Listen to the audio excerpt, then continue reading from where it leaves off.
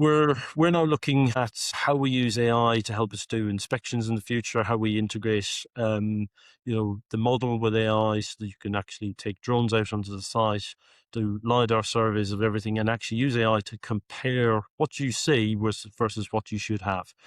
We're using AI. I introduced CCTV onto all our sites from a safety perspective. And again, I insisted that we had AI built into the CCTV so we could start spotting safety misdemeanors through technology.